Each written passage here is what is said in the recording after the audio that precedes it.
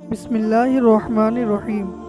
حضرت سیدنا ابو سعید خدری رضی اللہ تعالی عنہ سے روایت ہے کہ سرکار دو عالم صلی اللہ تعالی علیہ وآلہ وسلم نے ارشاد فرمایا کہ جب ماہ رمضان کی پہلی رات آتی ہے تو آسمانوں کے دروازے کھول دیے جاتے ہیں اور آخری رات تک بند نہیں ہوتے۔ جو کوئی بندہ اس ماہ مبارک کی کسی بھی رات میں نماز پڑھتا ہے تو اللہ تبارک و تعالی اس کے ہر سجدے کے بدلے اس کے لیے 1500 نیکیاں لکھتا ہے اور اس کے لیے جنت میں سرخ یاقوت کا گھر بناتا ہے۔ بس جو کوئی ماہ رمضان کا پہلا روزہ رکھتا ہے تو اس کے سابقہ گناہ معاف کر دیے جاتے ہیں اور اس کے لیے صبح سے شام تک 70,000 فرشتے دعائے مغفرت کرتے رہتے ہیں۔ رات اور دن میں جب بھی وہ سجدہ کرتا ہے اس کے لیے اس کے ہر سجدے کے بدلے اسے جنت میں ایک ایسا درخت عطا کیا جاتا ہے کہ اس کے سائے میں سوار 500 برس تک چلتا رہے۔ حضرت سیدنا جابر بن عبداللہ رضی اللہ تعالیٰ عنہ سے روایت ہے کہ رحمت عالم صلی اللہ علیہ وآلہ وسلم کا فرمان عالی شان ہے کہ میری امت کو ماہ رمضان میں 5 چیزیں ایسی عطا کی گئیں جو مجھ سے پہلے کسی نبی کو نہ ملی۔ وہ 5 چیزیں کون سی ہیں؟ نمبر 1، جب ماہ رمضان المبارک کی پہلی رات ہوتی ہے تو اللہ تبارک و تعالی ان کی طرف رحمت کی نظر فرماتا ہے اور جس کی طرف اللہ تبارک و تعالی نظر رحمت فرمائے اسے کبھی بھی عذاب نہ دے گا۔ اور نمبر 2، شام کے وقت اس کے منہ کی بو جو بھوک کی وجہ سے ہوتی ہے اللہ تبارک و تعالی کے نزدیک مشک کی خوشبو سے بھی بہتر ہے۔ نمبر 3، فرشتے ہر رات اور دن ان کے لیے مغفرت کی دعائیں کرتے رہتے ہیں۔ نمبر 4، اللہ تبارک و تعالی جنت کو حکم فرماتا ہے میرے نیک بندوں کے لیے مزین یعنی آراستہ ہو جا، ان قریب وہ دنیا کی مشقت سے میرے گھر اور کرم میں راحت پائیں گے۔ اور نمبر 5، جب ماہ رمضان کی آخری رات آتی ہے تو اللہ تبارک و تعالی سب کی مغفرت فرما دیتا ہے۔ قوم میں سے ایک شخص نے کھڑے ہو کر عرض کی، یا رسول اللہ صلی اللہ تعالی علیہ وسلم، کیا وہ لیلۃ القدر ہے؟ ارشاد فرمایا، نہیں۔ کیا تم نہیں دیکھتے کہ مزدور جب اپنے کاموں سے فارغ ہو جاتے ہیں تو انہیں اجرت دی جاتی ہے؟ سبحان اللہ۔ حضرت سیدنا ابو ہریرہ رضی اللہ تعالیٰ عنہ سے مروی ہے، حضور پرنور صلی اللہ علیہ وآلہ وسلم کا فرمان عالی شان ہے کہ 5 نمازیں اور جمعہ اگلے جمعہ تک اور ماہ رمضان اگلے ماہ رمضان تک گناہوں کا کفارہ ہے جب تک کہ کبیرہ گناہ سے بچا جائے۔ پیارے پیارے محترم اسلامی بھائیوں، اللہ تبارک و تعالیٰ کے آخری نبی صلی اللہ تعالی علیہ وسلم کا فرمان عالی شان ہے، اگر بندوں کو معلوم ہوتا کہ ماہ رمضان کیا ہے تو میری امت تمنا کرتی کہ کاش پورا سال رمضان ہی۔ حضرت سیدنا سلمان فارسی رضی اللہ تعالی عنہ بیان فرماتے ہیں کہ محبوب رحمان صلی اللہ علیہ وآلہ وسلم نے ماہ شعبان کے آخری دن بیان فرمایا، اے لوگو، تمہارے پاس عظمت والا برکت والا مہینہ آیا، وہ مہینہ کہ جس میں ایک رات ایسی بھی ہے جو 1000 مہینوں سے بہتر ہے۔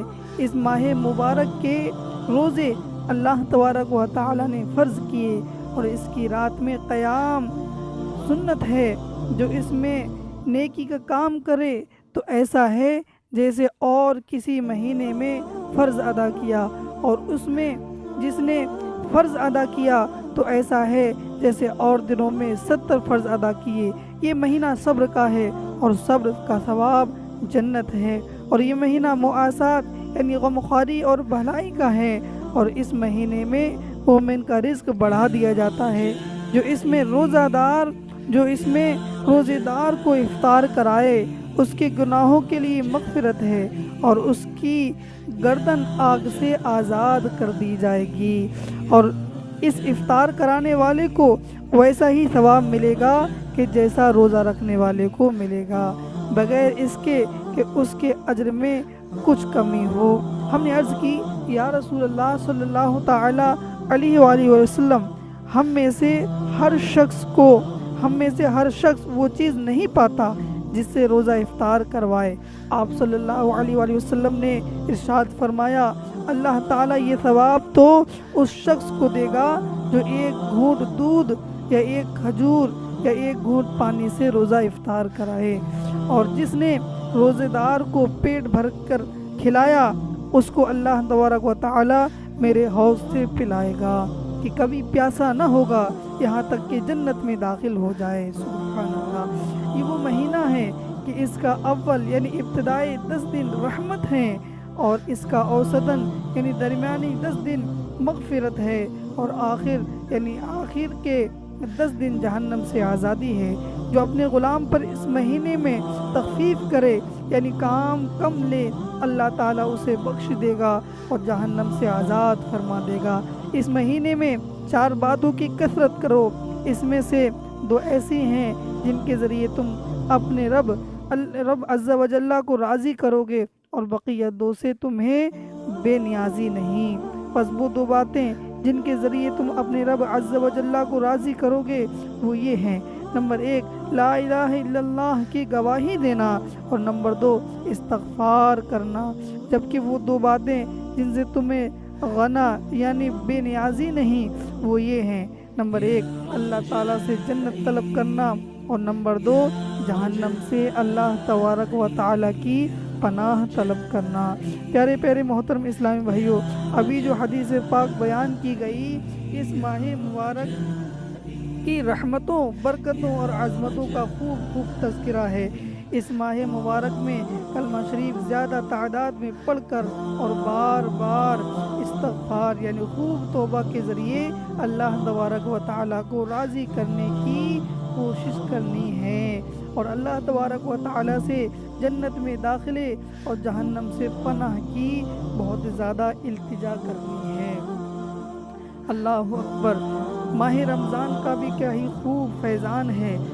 مفسر حکیم الامت حضرت مفتی احمد یار خان نعیمی رحمۃ اللہ تعالی علیہ تفسیر نعیمی میں فرماتے ہیں کہ اس ماہ مبارک کے کل 4 نام ہیں۔ ماہ رمضان، نمبر 1 ماہ رمضان، نمبر 2 ماہ صبر، اور نمبر 3 ماہ مواسات، اور نمبر 4 ماہ وسعت رزق۔ مزید فرماتے ہیں کہ روزہ صبر ہے جس کی جزا رب عز و جل ہے، اور وہ اسی مہینے میں رکھا جاتا ہے، اس لیے اسے ماہ صبر کہتے ہیں۔ مواسات کے معنی بھلائی کرنا، چونکہ اس مہینے میں سارے مسلمانوں سے خاص کر اہل قرابت یعنی رشتہ داروں سے بھلائی کرنا زیادہ ثواب ہے، اس لیے اسے ماہ مواسات کہتے ہیں۔ اس میں رزق کی فراخی یعنی زیادتی بھی ہوتی ہے کہ غریب بھی نعمتیں کھا لیتے ہیں، اسی لیے اس ماہ کو اس کا نام ماہ وسعت رزق بھی ہے۔